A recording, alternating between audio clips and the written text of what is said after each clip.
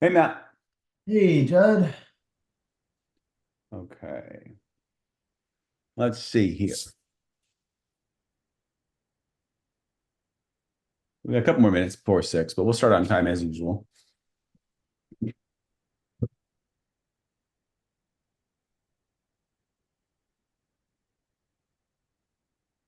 And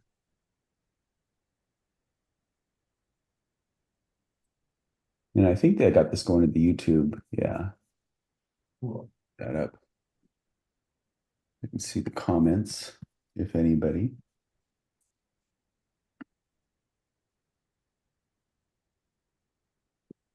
Hey, Matt. Hey, Judd. Oh, with that. Okay. I'm like, wait a minute.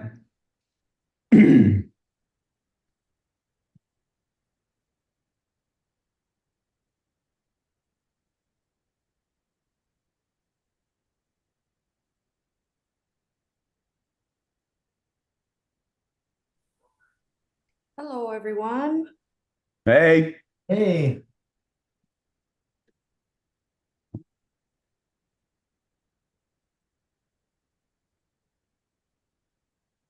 Oh, Felipa's sharing the video. She's here. That's fun. Nice. You got your Laker gear on? Funny. That was fun. Love it. You guys are in LA, right? Mm-hmm. Mhm. No, we're Laker fans. Matt's actually Matt played quite a bit of basketball. These days, I was we much don't younger. right. There's no sports going on in our life these days. Our kids Or go to the gym. That's about it. And then that's when I'm doing well. Although Matt and I did play a game of what do we play? Pig or horse in the pool, and I won by slam dunking, or I was like jumping over the hoop, but a little more agile. It's cheating. So, well, it's 6 o'clock. Let's get started. So, this is the next webinar in our series. So, again, every 2 weeks, we plan to do a webinar. We had a little bit of a break over the summer, and we're back at it. And this one's on the online booking engine, basically. So, we wanted to talk about online booking, go through it, show some settings, talk about some best practices, some things we see people do that are good and not so good that we think they can improve, all that stuff. Obviously, you guys can chat with questions at any time, and we'll get into it and answer. But the idea is just to go through the booking engine in depth, and just kind of just see what it's all about. And I guess to start with, Check Cherry basically started with online booking. And pretty much we didn't have much more than online booking, right? When we showed up at the first Mhm. with Expo. And so it's been a core design constraint from day one, basically. And so what's cool about it is like everything kind of works with online booking, and ties into it. So you don't have to offer online booking with Check Cherry. We do have customers that don't, but a lot of people do. And I think that it's great to, I think a lot of times the business owners are like, hey, I want bookings when I don't have to talk to somebody. And like that's the benefit of online booking. And I think that that's true, but I also think that clients really like the convenience of online booking, and that's the real appeal. And that the way we've set it up, basically you can collect leads, and it's kind of a sales funnel. And so it's a great way to also collect leads. So I think making your clients happy, collecting leads, and then I guess for me, it's like the bonus is the online bookings when they basically sign without much work. But I think most, we should run the numbers again. I think most bookings do require somebody to touch them, right? The majority, I think 60% or something like that. So depends, obviously, in your business, how you set things up and all that stuff. So, um, Matt, why don't you maybe want to share your screen and we'll kind of talk Yeah. about. So, when we say online booking, we're not talking about accepting proposals online. The online booking engine at CheckCherry is basically a multi-step process. And so, the first step, basically, the way we've had it set up in the package manager services, and then if there's multiple services, you choose between those, and then you go into the package groups.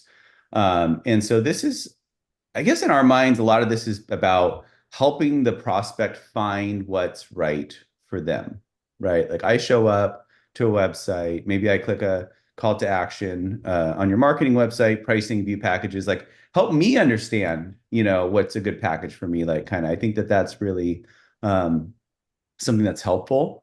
And we have a lot of different settings in here to based on your, preferences and so on.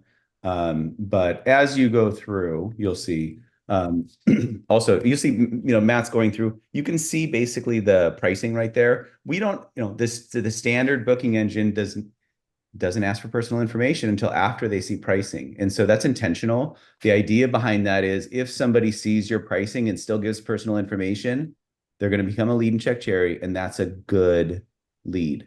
It's a real high quality, solid lead, as opposed to give me your email address and I'll just email you pricing, right? Those probably not so good leads. Another thing I want to say is like pricing is it's a marketing tool. So we do have a setting where you can hide pricing on that package selector page. And that came from people who were what I would say is kind of a little more insecure about, hey, I want to be able to make sure I get the lead basically before I scare them off with pricing. And fair enough, we do have that.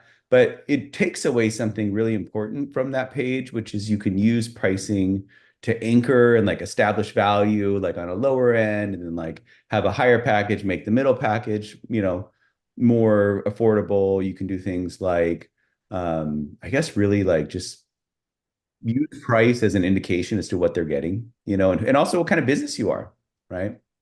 Are you higher end, lower end, mid, price range, all that stuff. So yeah, let's look at the settings though. So like there's the Yeah. kind of the steps, but if you'll see here, go ahead, Matt, maybe the package manager, maybe you can talk. Yeah. So if you're on your dashboard and you go to manage packages, this is where most of these settings are coming from, is under manage packages. And so if you're logged in, you can see that, or if, yeah, you notice that kind of at the highest level, we've got what we call services. So we've got, in this setup, we've got a DJ service, a photo booth service, a photography service. That's going to correspond to kind of the first step of your booking. And there's different settings you can adjust there, and we'll take a look at some of those. Kind of the second step, if I click on DJ, I'm going to see what's in there. So in this case, we've got wedding and corporate, and so that's going to correspond to these groups within the DJ service.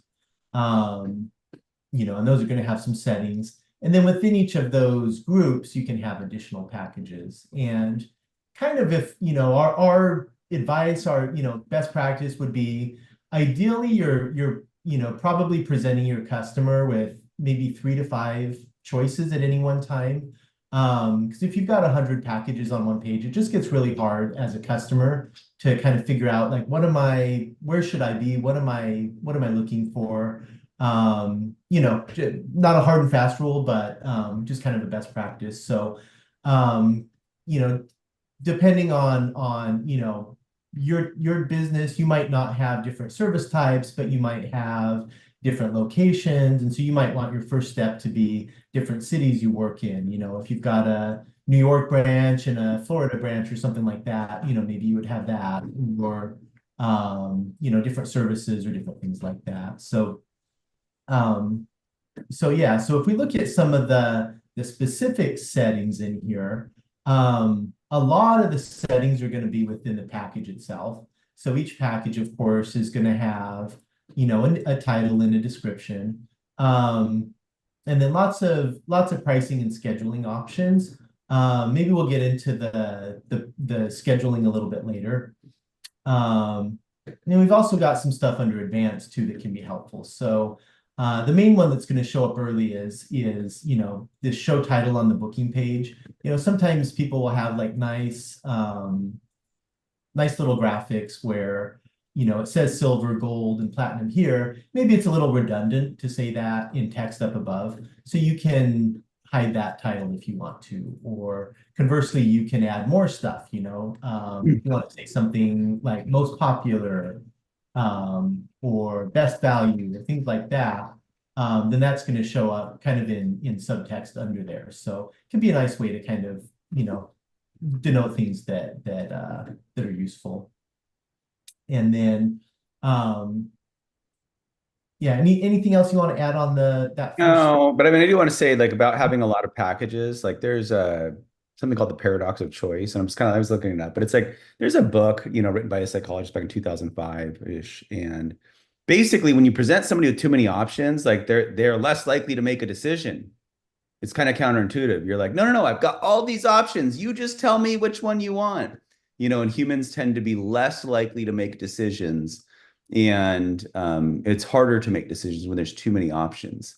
And so I think just leaning into that, what I would say is kind of like the 80-20 rule, like, 80% of your business probably comes from 20% of your offerings type situation. Like just lean into those and handle exceptions and what other people want kind of outside your normal sales process. Does that make sense? Like you can still do it. But I just wouldn't kind of lead with it. I wouldn't start with it in general. Try to keep it straightforward. And then one of the other, you mentioned earlier, kind of the notion of hiding your pricing, and at least until you collect information. Obviously, we can't allow online booking without showing the customer pricing at some point.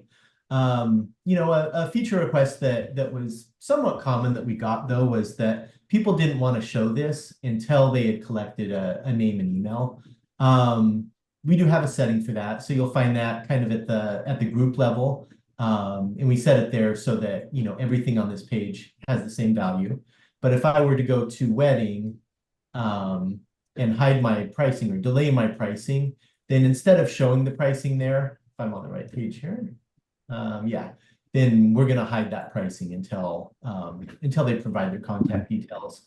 It's that reminds me of just like the whole concept that there's no solutions, there's only trade-offs. You know what I mean? Mhm. So what are the trade-offs here? So it's like, yes, you're going to get leads and not scare people off with the price, but you're also going to get people that don't have the price become leads, don't know the price, price fishers become leads. And also, I think really important, you can't use price as like a marketing tool on this stage. Like that's a really important component when you're comparing packages, and you don't see that here.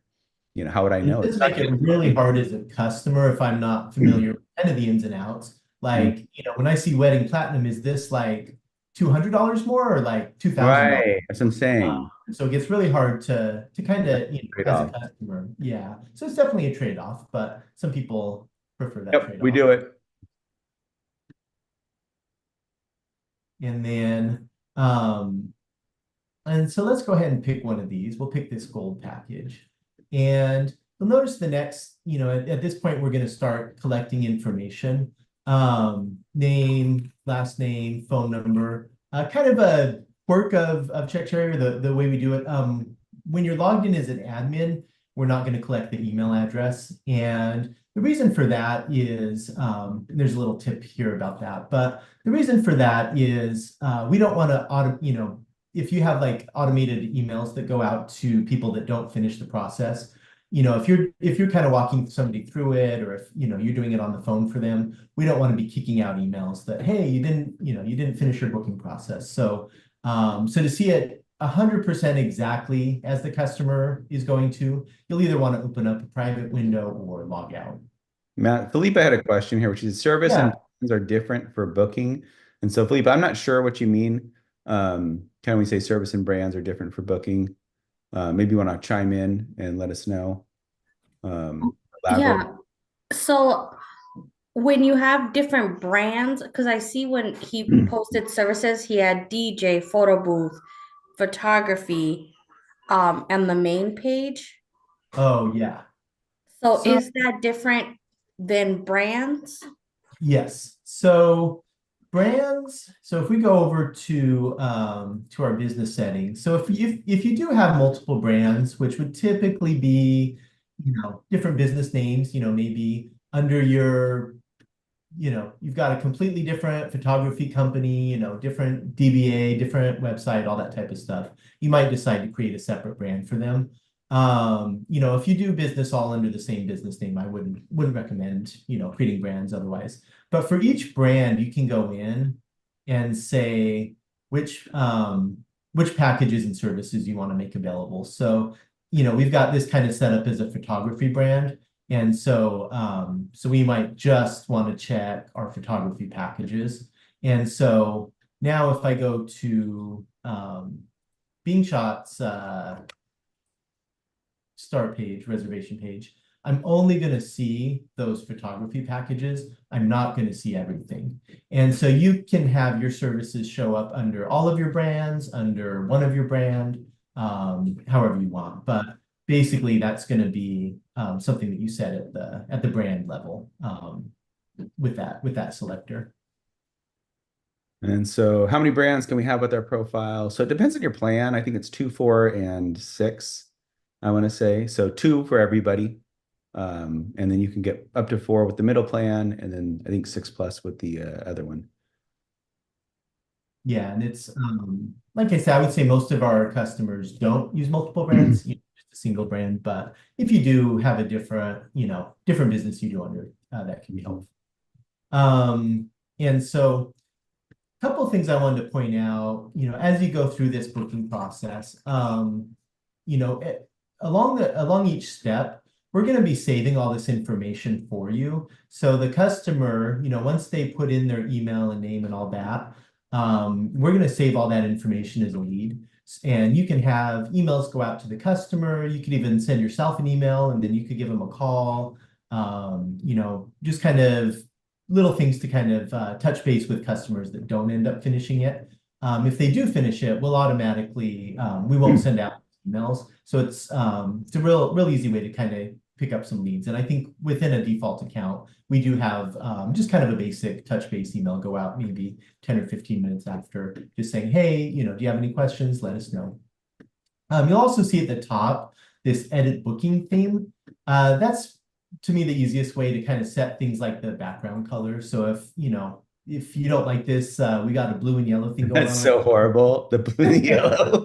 You want to change that to something else, you could do an image. Somebody change me quick. We'll just go with pure blue here. Let's see. And then we'll refresh. And now, oh, that's too blue. So Right. Do something a little less It's funny. garish. Okay, a little better. Could still use some work, but that can be helpful for just kind of making it match your website. And typically, since people are going to be clicking over here from your website, when you're trying to come up with kind of your colors and images and things like that, that's kind of what you're going to want to use as your model. If you just kind of match your website's background color, or if you've got a black website, maybe a black background looks right. good. I was gonna say, if all else fails, white background. Yeah, I would say white background is safe, black background, if you've got a black website, looks nice. Gray or something, something Yeah. subtle. Yeah. And there's not a ton of settings under there. You can change the text color. So obviously, if you've got a black background, you want to switch that to white. And then you can kind of tweak those header texts and things like that. So, but that's purely just kind of some additional things. Next step you'll come to is the date, time, and hour selector. So this, this is going to, as they choose different amounts of time, it's going to automatically recalculate that. And so right now we're looking at the wedding gold package. So I'm going to hop over to our package manager and look at some of these settings. So, if I click on this wedding gold package and go to the pricing and scheduling, we've got a few different scheduling modes here. The default is on a photo booth account is for a DJ. I would say event service providers anyway is kind of minimal. Yeah. Yeah, for most things, it's probably going to be minimal. So what that's going to look like is this, where the customer can put any date, any time, and if you allow extra hours, any number of hours. And that's real easy for the customer. They can just kind of drop it in. The reason you might choose something else, though, is if you have a kind of a tighter schedule where you're trying to fit in multiple things per day. So say you've got a photography studio and you can take, one group at a time, and you need to make sure that they're booking, only available times. Then as a customer, it's a little bit annoying if I just choose PM and it says, no, I'm not available. Then it might be helpful. So let's change that over to automatic just to kind of see what that looks And I think also the difference in this mode too is that does the customer have flexibility on when they can have the services provided? right? Mhm. 'Cause if I have a wedding, I'm not changing my wedding date based on the availability of a service provider. So I'm just going to give you the date and move on. Whereas I want family portraits, maybe I can do Tuesday, maybe I can do next week, maybe I can, there's a little more flexibility. And if you're booking out 6 months in advance, the calendar picker is like way more steps, it's just, yeah. And so, and with that, with the automatic slots, you can control, like right now I've got it set to,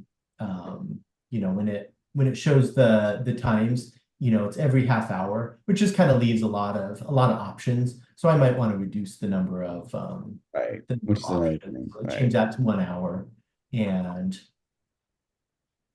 then it's going to show, I think people 12. like this because it's kind of prettier. That's what I think. I see people like new signups will turn this on because it's prettier, but I just don't, it's not as quick and effective on the client side for the And customer. you can limit the start time and end time so it doesn't, Right. start at 12 Right. a.m. More settings, more. Yeah. And then the least, by far the least commonly used, is this predefined slots. And let's go ahead and set that. And frankly, we should prevent this from being possible. But one thing that we see happen sometimes is people will choose the predefined slot option and then not define any slots. And so what's going to happen there is it's going to show that, hey, you don't have any slots available. And so, sorry, we're not able to take that booking. So where the predefined slot option can be useful is if, say you only do like a morning and an afternoon booking. Anything 12 to 5 p.m. is your afternoon spot, and 8 a.m. to noon or something is your morning slot. You might want to come in and set Right. your start and end time and call it morning, and set a start and end time and call it And we afternoon. and we've seen like venues who charge different pricing based on Mhm. like Friday night, Saturday night type, venue space. And then like, hey, if you want to do like a business meeting Monday, Tuesday, Wednesday, Thursday, Friday mornings, like no big deal. Like that slot's available at a different rate. But my Friday and Saturday nights are like a lot more expensive because I have that for other people or for weddings and other more important parties. The demand's higher, frankly. Yeah. Mhm. But I would say venue, you might want this, photography, particularly real estate Good. photography, you might Yeah. want it. But outside of that, you probably don't want to use that option. I would say 90% of our customers should use Right. Google, and almost all the others should use automatic. Um, so, and then if you scroll down a little bit more, we'll set that back to minimal.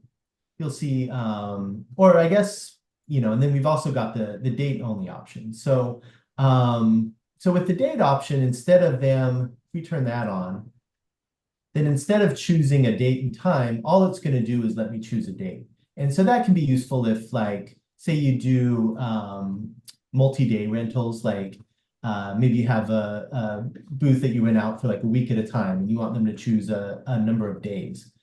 That's something you can do Or with like, that. a classic car that gets rented out for weddings or Mhm. something like that. Right. Gonna be So you gone can for say, three hey, I've days got all a weekend. exactly. So you could say, hey, I've got $1,000 rate, and I charge, 500 for each additional day up to, whatever, 10 days, 100 days. And instead of choosing a number of hours, they'll choose how many days they want and whether it's available. And again, it's not super common, but it is there if Right. and so we go down to the pricing section a little bit. So starting rate, pretty self-explanatory. If you charge a flat rate for your booths, that's pretty much all you need to do. Say, hey, I charge $1,000, and that's that. But real common, we see people that set an hourly rate. And so they say, okay, start at 5 hours and maybe a maximum of something, and have an hourly rate for those extra hours. Kind of the next one that comes up is this booking increment. And that basically just decides, like, do you want to allow people to book 5.5 hours, 6 hours, things like that? Or do you kind of want to limit it to, What one thing I see with people that are kind of new to the business, sometimes they'll have packages and the only difference is hours. It's like 3, 4, or 5 hours. That's my three packages. And I guess like kind of when you're getting started, like it's probably fine, just keep on chugging along. But you probably want to get out of that where just hours alone is not a difference in package. If that makes sense. At least not in Check Cherry's world. you probably have a better opportunity to include add-ons and or other things in packages that can establish value other than just hours. That might be part of it, but it's unlikely. And then we get to charge by unit. So This this is one, I'm already confused. right? So this is, I would say, another one of the less commonly used options. Where this can be useful is if, say you, again, like say you're like a venue and you charge by guest count, 30 bucks a head, or say mobile bar, a lot of times they'll charge Yeah. a per guest rate. That's where you can do that. You can say, I charge per guest. Real estate photographers might do per square foot. Notaries might do per signature, things like that. And so much less common that, with kind of our typical customers, but it can be useful. And then unit range is again, it's like maybe if you want to book for, maybe you're a real estate photographer and for 1,000 to 2,000 square feet, you do one price and Right. yeah. So again, it's not super common, but if you do need it, it comes in handy for sure.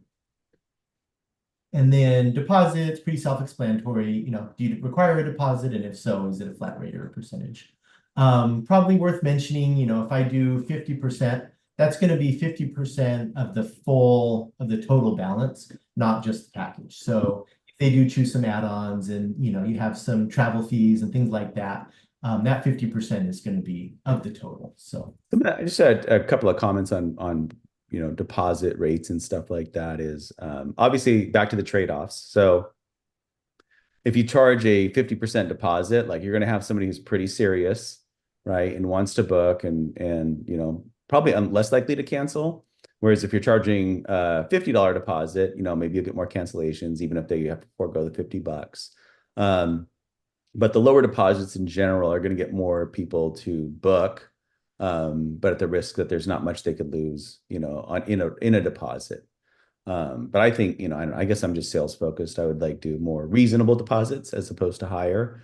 That being said, there are some services where they have to basically shell out money, to buy stuff for the booking. And so I think in those cases, it does make sense to charge more for the deposit. And worth mentioning too, we do capture all that information as they're going through the booking process. So if you see a bunch of leads coming through with everything except the payment, might be worth considering, Right. the rates too high? Like why is everybody getting all the way to the payment page and then getting scared? So.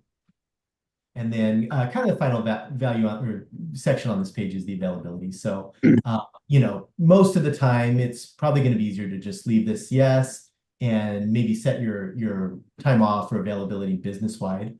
But if you do have certain packages that are limited to, certain days and times, that can be useful. Yep.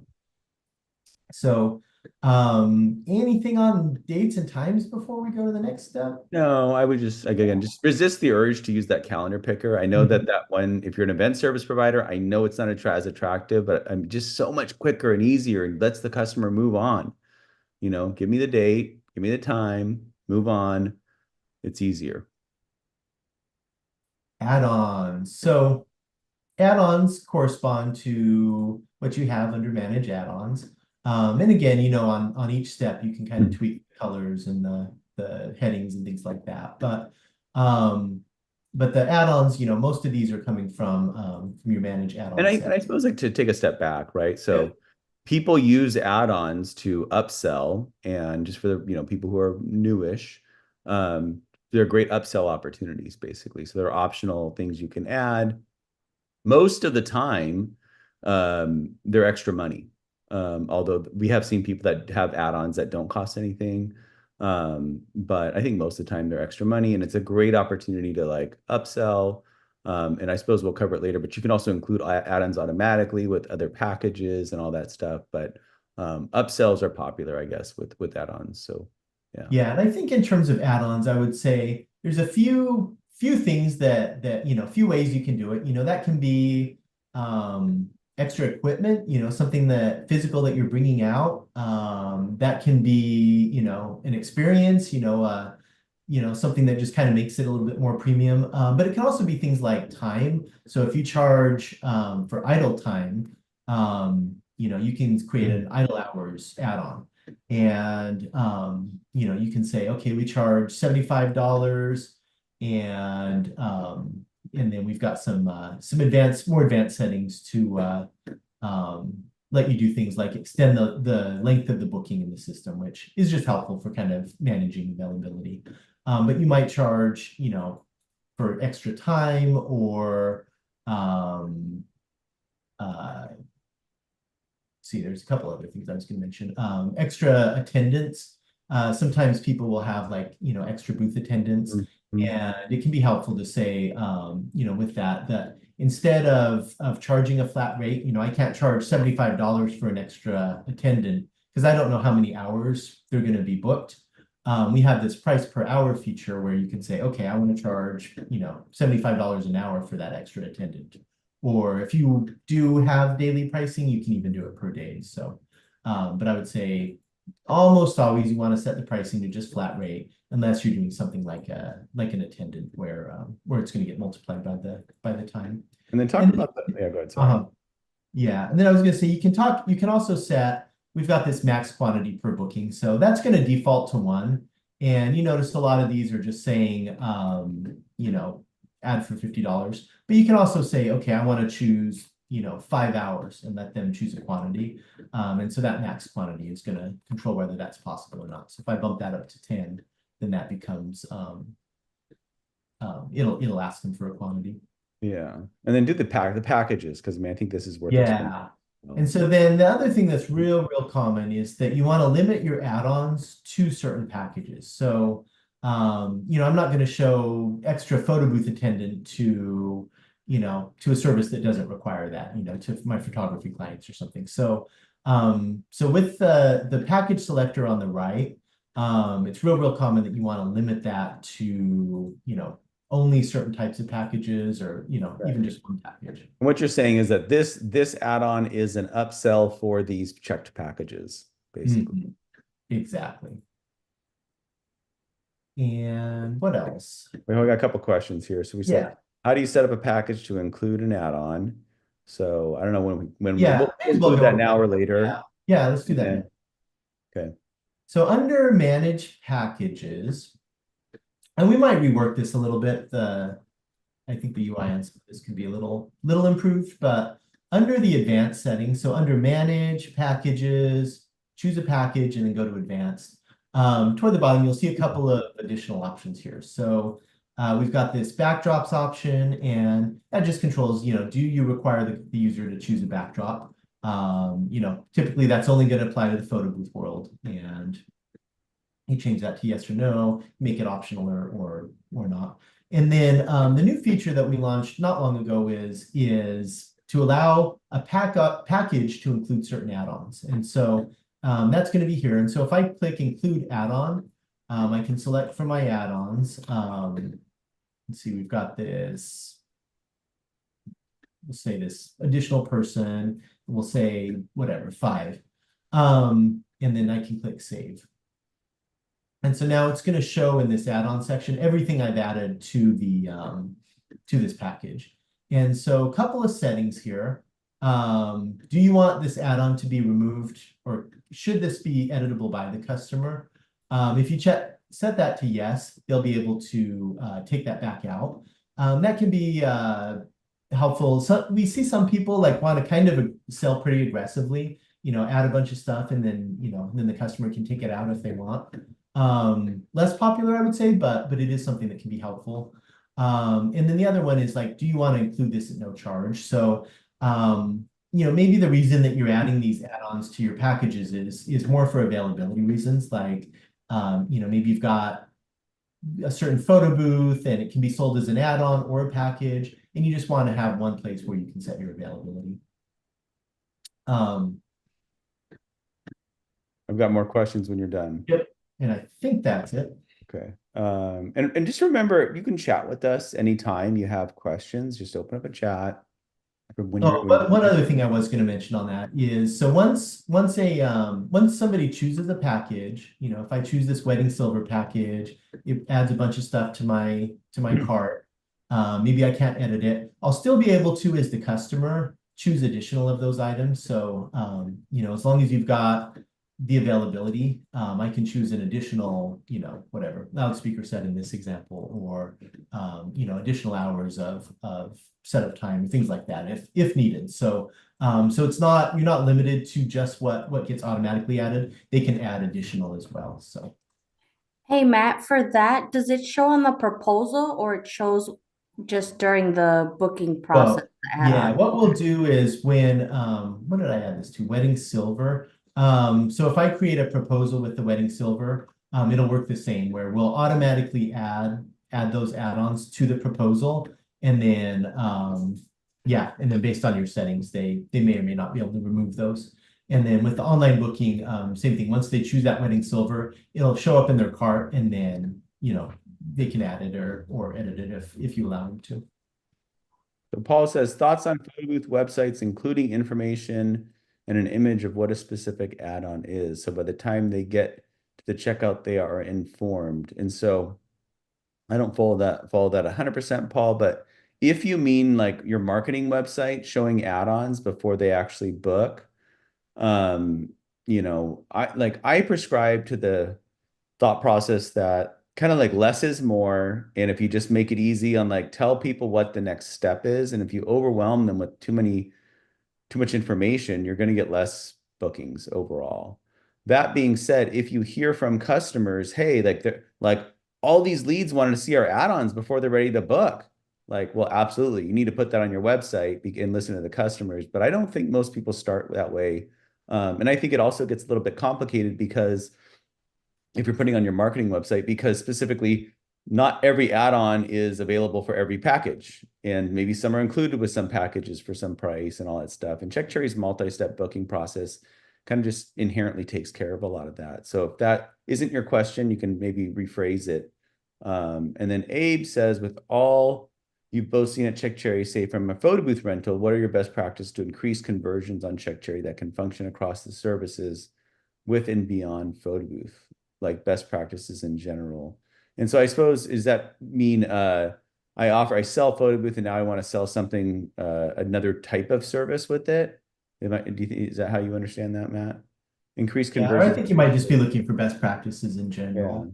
And Um, yeah, I would say early on we kind of mentioned avoiding too many choices all at once, avoid the user getting overwhelmed. Imagery matters a lot. The great thing about this industry is, it's fun. There's great imagery you can use. So, find images of events you've done, or, show people having fun really is a lot of it. You might want to show the equipment if that's important to what they're helping them to differentiate. But otherwise, I think showing people having fun, or showing the experience, like what the booth is going to look like when it's set up, or things like that. I think. our demo account does not have the best images. We probably should No, level no. that forward, at some point. But yeah, And then yeah, I would say the descriptions, right. again, these aren't the best examples, but make it clear what's different between packages. So, if I've got 3 different packages, like make it real easy to see at a glance what the differences are. So that might be things like, maybe highlight some things in bold if you want to kind of call them out, maybe if that's the thing that's different, highlight it in bold, or but that description's a great chance to sell as well.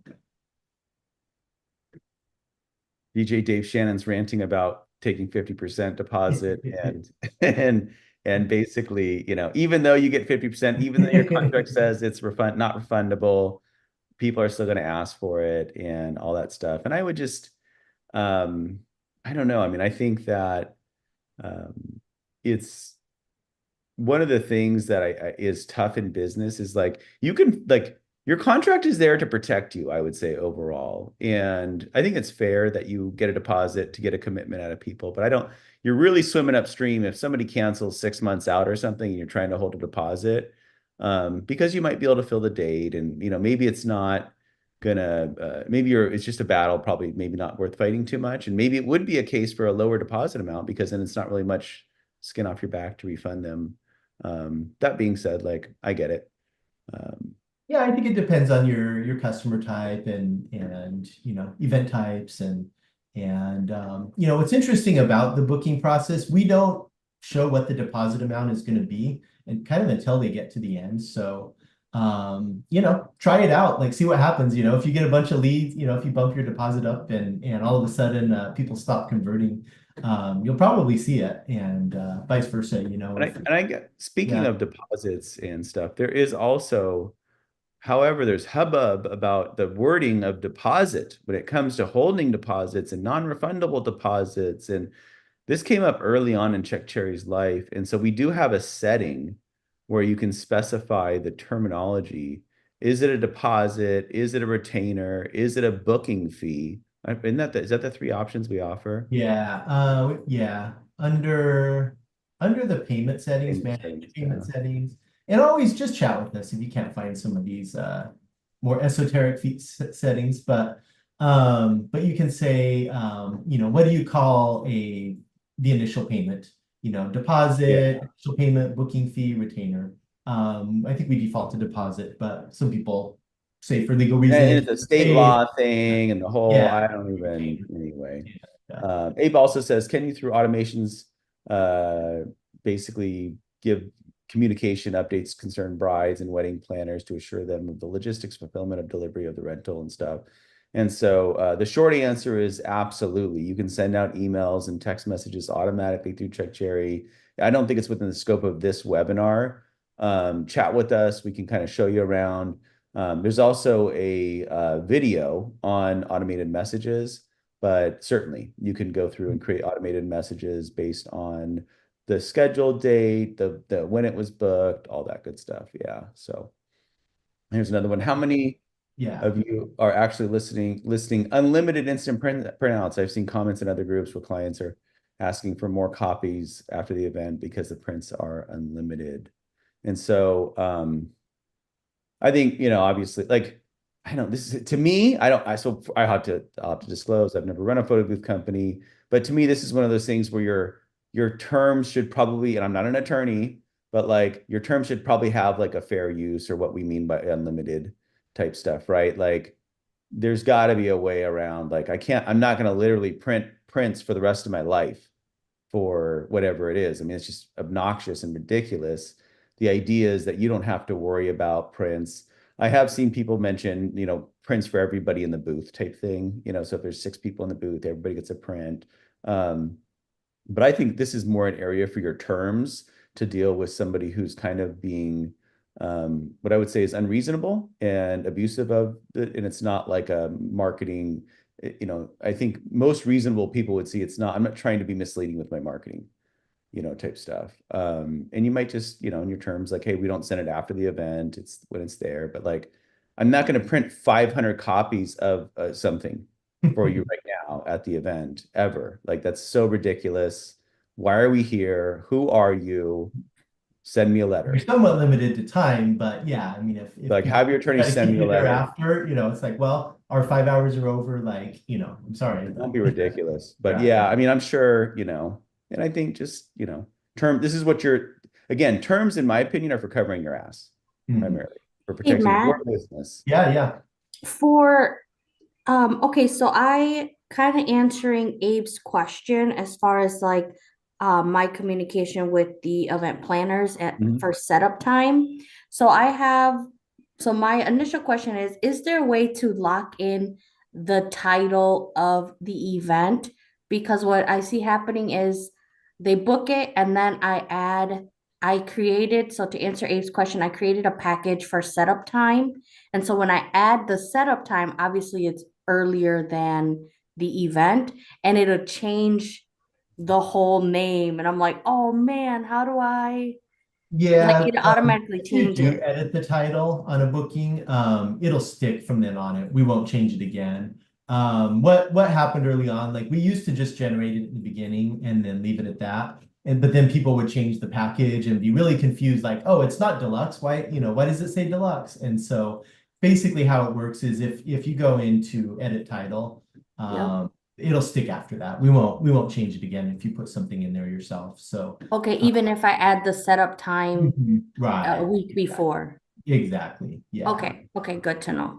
Yeah. Yeah, and in terms of those automations, I would say, like I say, it's kind of a little beyond the scope of what we have time for, but under the automated messages, the leads, you can set up messages for after the booking, and then of course things like as the event gets closer, and stuff like that for sure. So we made it to the add-ons. If I remember right, the next step is backdrops, and I don't know that there's much to go over there. I mean, it's pretty much the same as the add-ons. Um, Anything to add on backdrops? No, I mean, obviously Kind of not same every idea. service, Yeah. not every service uses backdrops, number one. Mhm. Check Cherry, if you're doing more than one booking at a time, Check Cherry can manage the availability of the backdrops. We have accommodations for double-sided backdrops. I mean, I don't think we have to cover any of this, but just something to be Yeah. aware of. Yeah, we integrate with PV backdrops, and Brian's awesome and a popular service provider in the industry. And yeah, not too much to add there. Yeah. Yeah. So venue name, we've got, we'll collect the name from the venue. And based on that, we'll typically look up your sales tax or travel fees, things like that. I don't know. Do you want to go into that much, Judd? I think we should talk about travel fees because this is a Okay. really unique component of Check Mhm. Cherry. And I think it also it's a key area where, if you have package pricing and you need profitable events, I think travel fees are a really logical piece to making sure that you're making money. And so somebody who's 15 minutes away versus an hour and 30 minutes away, is going to be a different price. And I also like that travel is like a specific line item. It's not just thrown into the package price. Like they know what they're getting, they know why it's being charged. And I don't think we have to get into like detail setup, but very common that people offer free travel zones within a certain range and then a max travel zone. You can check with Check Cherry, you can prevent people from booking outside that maximum travel zone. Um, the travel fee is like the travel zones. Quite frankly, it's more complicated than we want it, but it seems like it kind of has to be like that with what happens, right? I mean, it's just, it seems so simple and then it's kind of not. But like in the simplest case, do you have a free zone? What is it? And then what's your max? And then what are you per mile typically? Would be really common stuff. And I would say if you service an area where you're, it's helpful in expanding your market basically in traveling because people do travel quite far, especially And what kind of in Southern California and stuff. Yeah. And this is also the step where we'll apply sales tax if you need to collect it in your state. Not every state does, for services, a lot of states don't require that. So definitely check. And sometimes there'll be kind of weird rules like, if you're giving somebody something physical like a printout, then it's a taxable package. And if it's not, then it's not. So Yeah. anywhere that you set a price, that you'll see a little taxable checkbox under there. So you can set different add-ons, different packages, things like that to taxable And amount. this was a lot of work early on in Check Cherry's life, this whole tax thing. Mhm. And we wanted to have a good solution for people. Yeah, so you can have packages, add-ons be taxable or not taxable, any combination of them. And And I think probably it's worth mentioning, so we integrate with TaxJar to look it up by default. You can also set a flat rate if you want, but most people just enable the tax rate integration, and that's our TaxJar account. You don't need to sign up for TaxJar or anything like that. We'll use that to look your tax rates up. and So it's based on the venue location, not your business address, if you will, because Mhm. I think the most common, I mean, event service providers have it hard because they're traveling around and establishing a tax nexus in various areas, and so this really makes that simple. And then there's awesome reporting to get it and all that stuff. But While there's we're on the travel page, couple more esoteric settings. So this is what 99% of people, are going to want your venue settings to be. But if you go to the service yeah. settings, so in this case DJ, you can adjust a few things. By default will allow customers to provide any address, autocomplete. And then you may or may not want to let them skip that step. Some people like to let the customer skip that and collect the venue later. The problem with that is we're not able to calculate tax and travel until they give you a venue. So that's the trade-off there. And then sometimes people will call venue, maybe they're not venues for you, maybe they're locations or properties or things like that.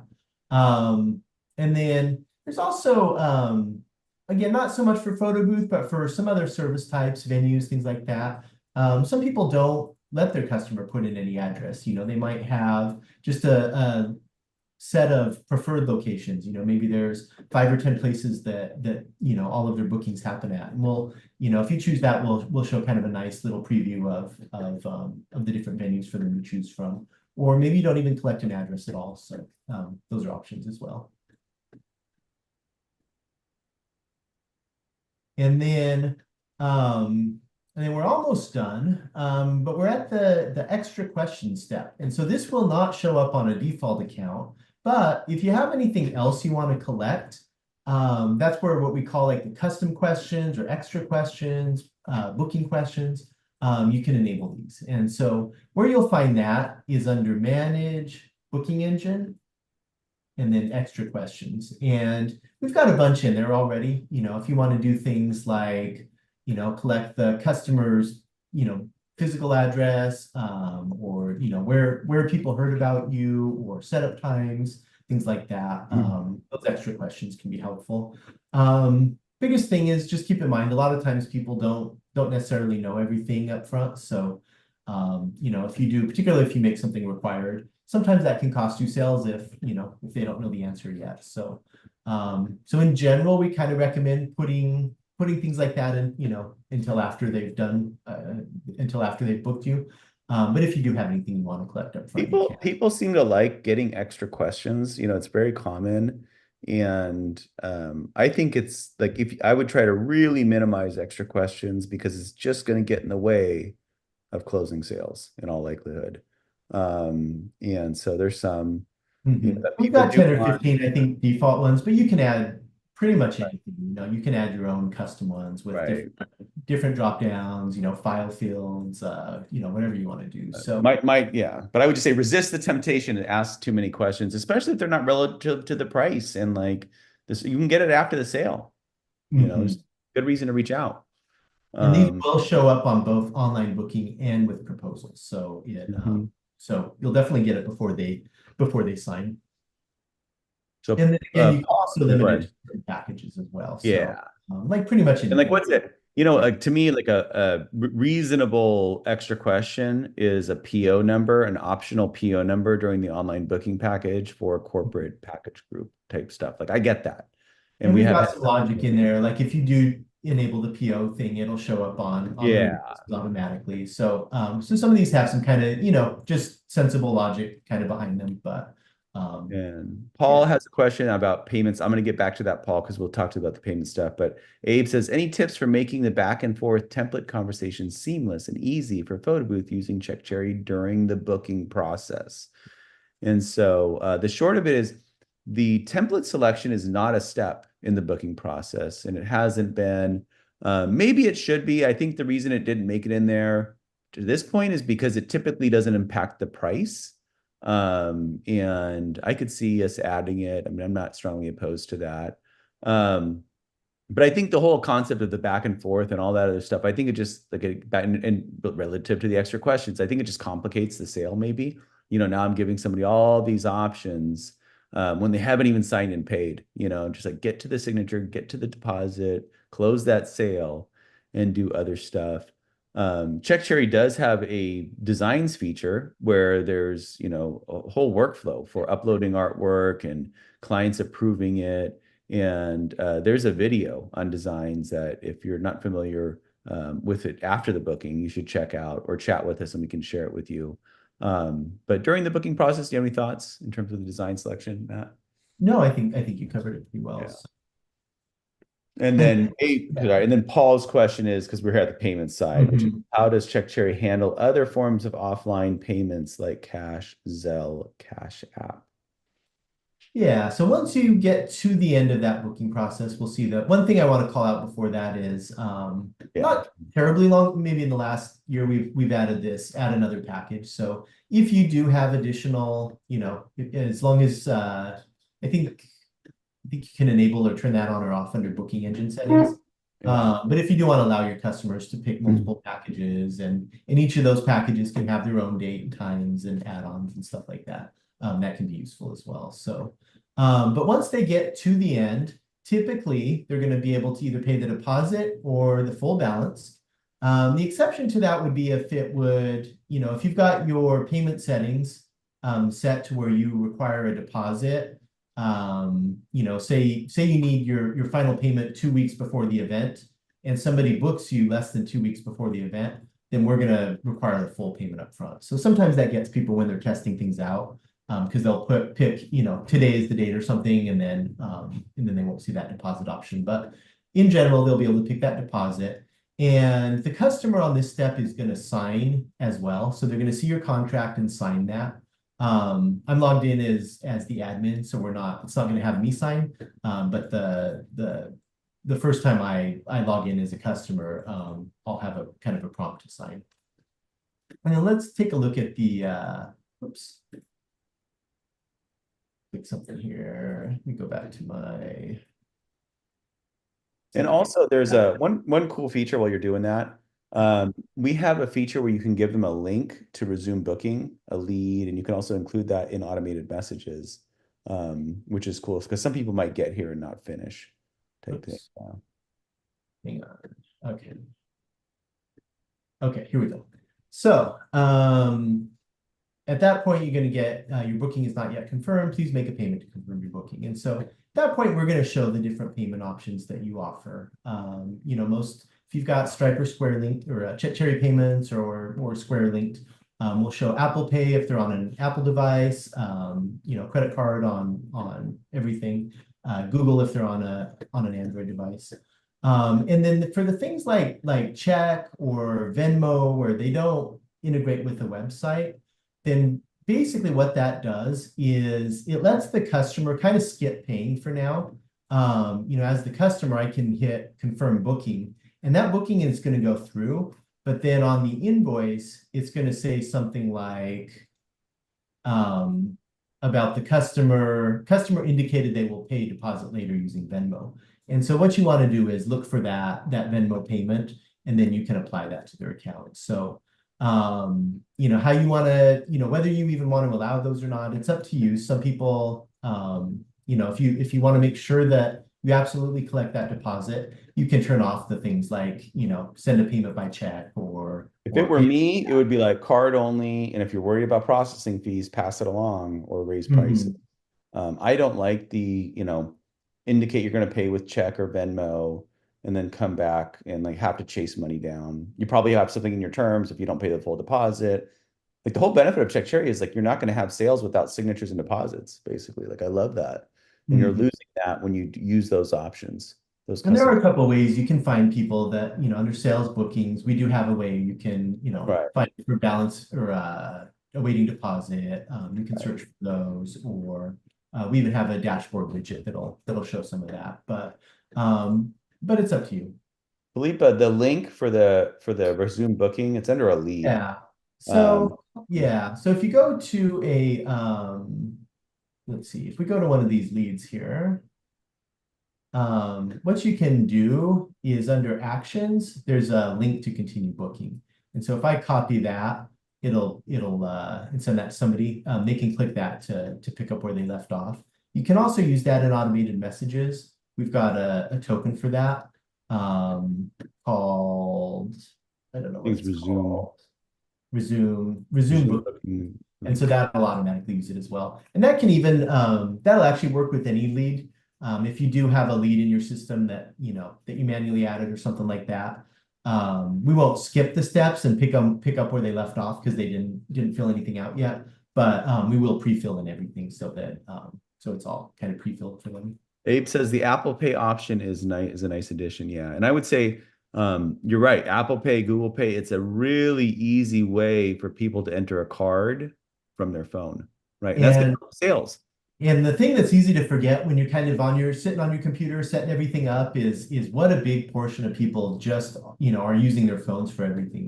They're usually when we look at it, it's roughly half of people are booking from their phone. So things like the Apple Pay or Google Pay or things like that are real helpful for kind of making it easier. And that's a big part of why we break it up into multiple steps as well, where on your phone, it's just kind of brutal when you have 1,000 questions and you can get scrolled somewhere, you can't see an error message. So that's kind of why we try to walk them through that Yeah. way. Yeah, there's necessary complication to online booking in Check Cherry. Like you have to ask a lot of questions to give an accurate quote. And we broke it up over multiple steps. But if as much as you can keep things easy for the customer, the more sales you'll get. So I think it's just as simple as that. And Is so Check Cherry Payments different than Stripe integration, Paul says. So there is some differences to Check Cherry Payments. It's backed by Stripe. And it's a tighter integration. But it's effectively Stripe. But you can use Check Cherry Payments and payouts are integrated within the app. And we have an old Stripe integration that some people are still using, and it doesn't have any of this basically. And it shows more like activity and it's just more fully integrated. And as we release new features, they'll hit Check Cherry Payments first, and it'll just allow us to go faster. And Check Cherry Payments is not available in Canada. Yeah, yet. There's some banking type stuff. I don't know how they do it. We should revisit. US only at this time, but yeah, it's in terms of what the customer sees, it's not very different, but it is a little more integrated in terms of the experience. Anything else you want to cover, Judd? No, I mean we're at 7 I want o'clock. to show that I think is helpful. So, we're talking about on your packages. You have a bunch of different options. One of the things that's really useful is kind of the notion of sending a link to a specific package. So if you do have, you're talking to somebody and the wedding silver is perfect for them, or you want to send them specifically to your wedding packages. That can be super helpful to send them a link directly there. You can also do things like set the packages to private and basically have special packages with special pricing that you don't give everybody. Maybe you don't want that to clutter up your page, or maybe it's just a little bit, better pricing that you don't give most people. And then even if it's a private package, you can still give links to it. So that's real helpful as well. And you can even use those on your website. I mean, if you didn't want to show packages for some reason in general, but you want to be able to link to them, some people will set their packages to private and just link over to them for that. And one last option we should probably cover so under our advanced package settings, our default is allow online booking. We do have a couple of other options in there. Display lead form, which is, I think, real helpful if you have say you've got several packages, but you've got one that you just use for maybe like corporate or kind of a build your own type of thing where it doesn't make sense to, you can't really give somebody a price. That's a nice way to kind of ease into the online booking where you show most of your packages, but then for the more difficult stuff, they're just going to fill out a lead form and you'll just collect their information. And then we also do have what we call like a request for proposal mode. And I think that's most useful for people that want to be able to see and approve the bookings before they come in. Kind of the downside with that is now you've got a proposal. Now you need to, take a look. You need to send it to them to sign. They might not ever get your email, or they might not sign it, or things like that. So I still prefer the online booking. I think that's our recommended flow, but some people do like that. But there are some reasons where people want to look at, there's some compelling reasons why somebody wants to review a proposal manually and send it out. You're adding the trade-off is you're adding another hurdle, another step, in the process, and you're kind of slowing things down. I think those are the main We ones. didn't have enough time. I mean, there's a lot here. I went fast, yeah. So maybe we'll have to do something different, or maybe like break it up, or anyway, there'll be lots of opportunities. If you ever have feedback on the webinars, stuff you want to see, just chat with us from within your account. You can send an email to support@CheckCherry. You can chat with us here, whatever it may be. We're easy to get a hold of. The purpose of these is basically to help. I mean, it was, I guess, to take a step back. Last trade show we did, it was, how do I get the most out of CheckCherry? And this is one of our, responses to that, is to kind of just go through a little bit more in depth and have conversations, that type of thing about CheckCherry and the features and some best practices, stuff we see. But I mean, I think that's good. And do you got any final words, Matt? Nope. Yeah, and definitely feel free to reach out anytime with any questions and ask away. So thanks everybody for All right, coming. have a good night. Thanks, guys. Bye. Later, Paul. Thank you. Bye-bye.